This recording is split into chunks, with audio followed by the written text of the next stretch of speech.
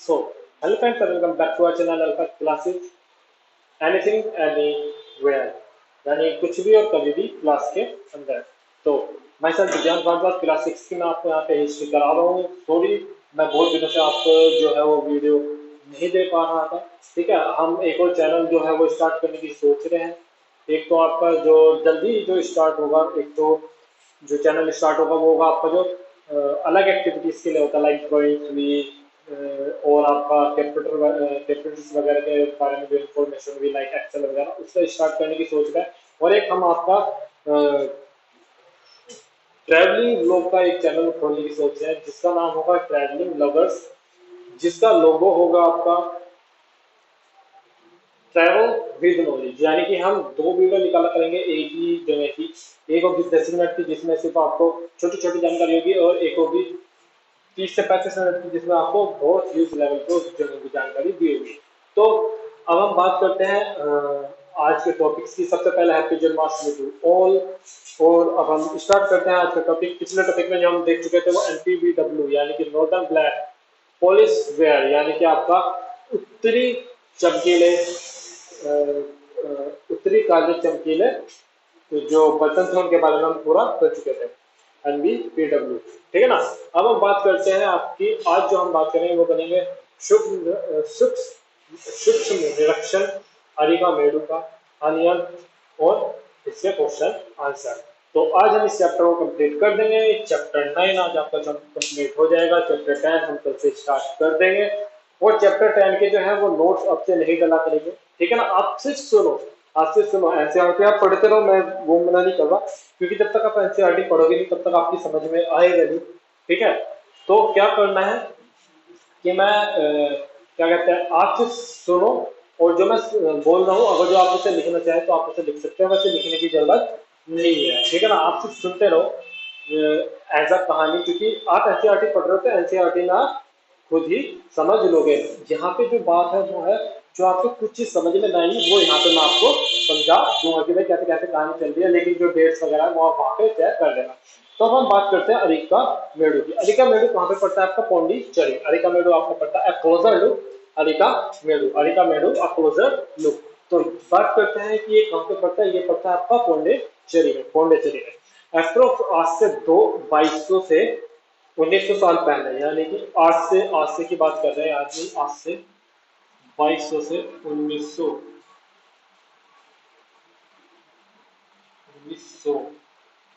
साल पहले की, यानी कि पहले की जब बात करें ना तो 2020 में से ना आपको 1900 घटाना पड़ेगा, या फिर 1900 नहीं घटाना पड़ेगा, 1900 ही है ना। हाँ, या फिर आपको 2200 घटाना पड़ेगा कुछ, ठीक है ना। तो ऐसे में अगर मैं बोलूँ भाई 2000 क्या कहते हैं 2000 BC या 2000 ईसा पूर्व, तो आप पीछे जाना, ठीक है ना। तो हम उस सन की बात करेंगे, ठीक है ना। तो यहाँ पे अब हम बात करें कि आज से करीबन 2200 से 1900 साल पहले अरिका मेडू एक जगह का नाम था, एक बहुत बड़ा शहर था।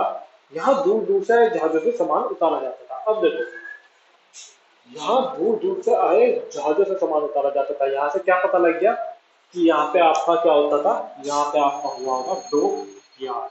डॉक यार्ड बोलते हैं जहाँ पे आपके जो क्या कहते हैं, हिंदी में मैं भूल गया, जहाँ पे जहाज आगे रुकता है ना, जहाँ पे जहाज आके रुकते हैं उधर, मेरे को नाम ध्यान नहीं आ रहा, जहाँ पे जहाज आके रुकते हैं मैं उसका नाम भूल गया। डॉक यार्ड बता दूंगा, ठीक है ना। एक मिनट रुकिए।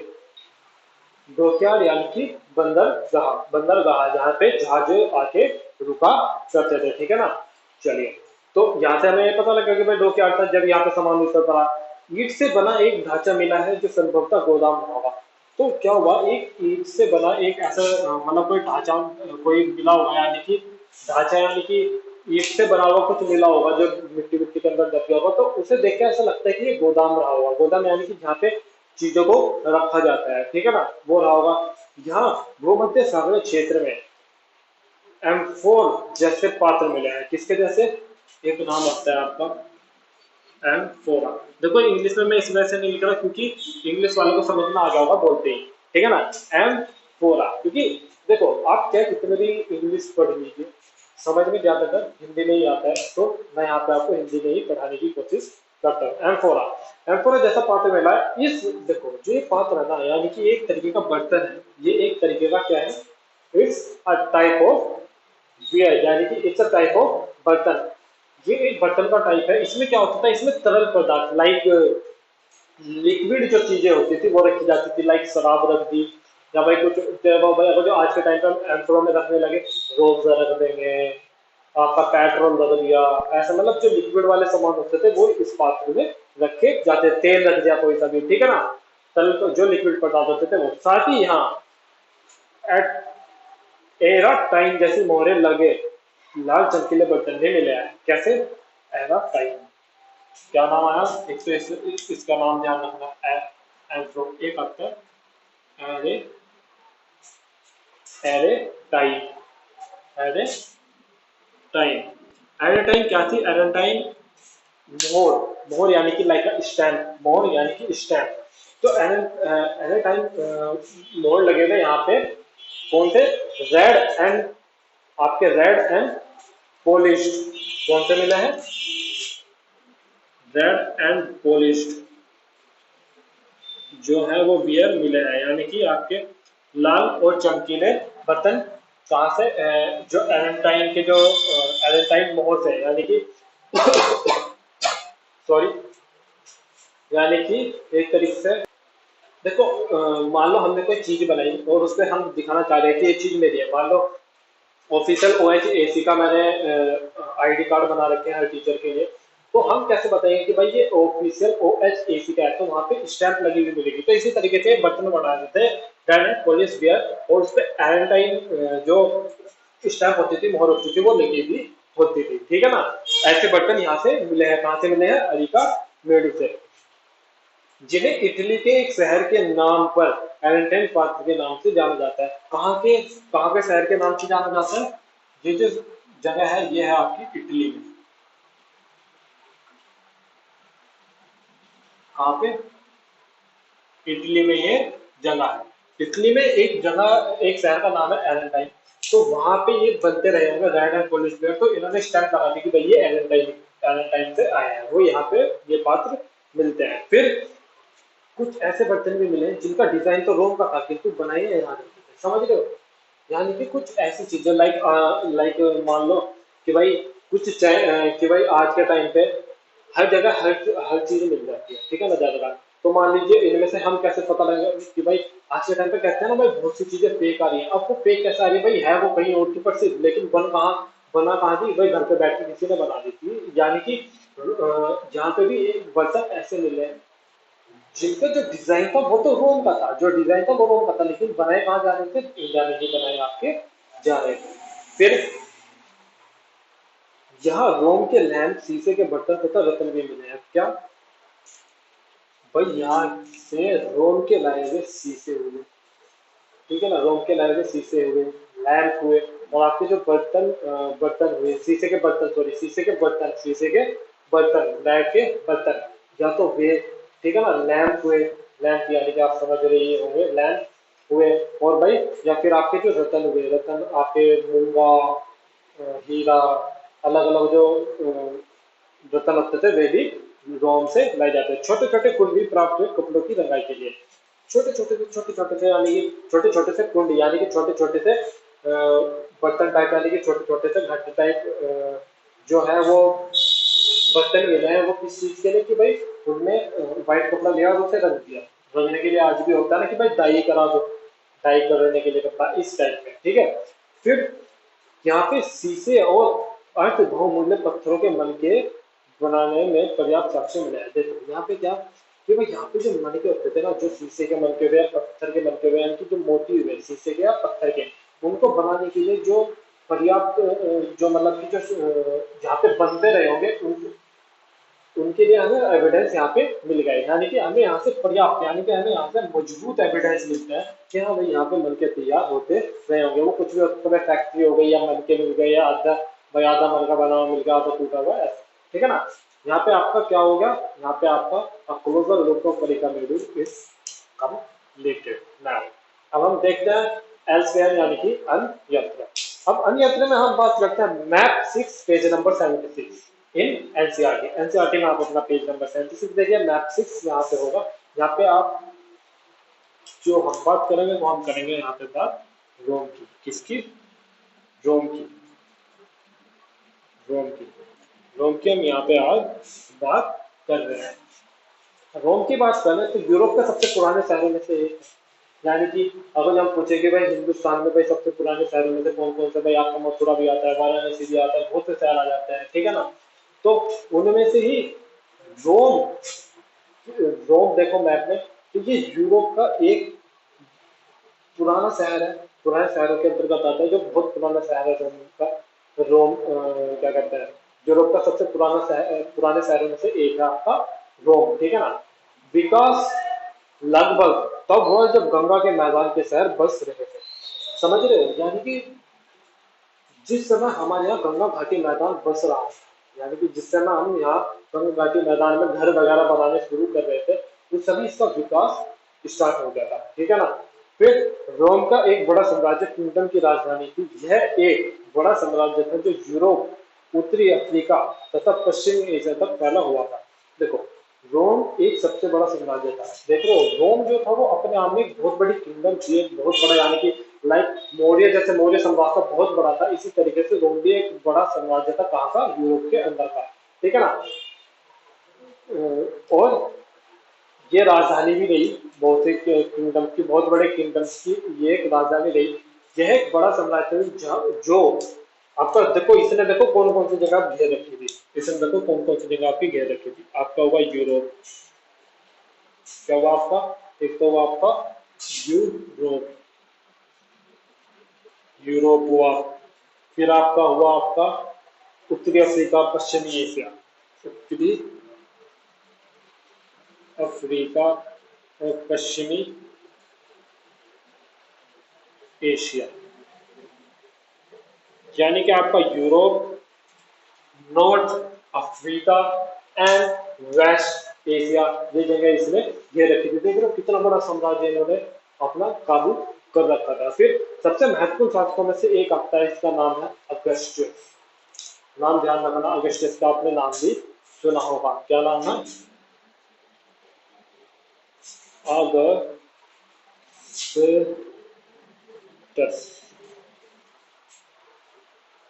अगस्टस, अगस्टस, ठीक है, अगस्टस, जिसे इंग्लिश में लिखने में कुछ ऐसे लिखा जाएगा, AUGUSTUS,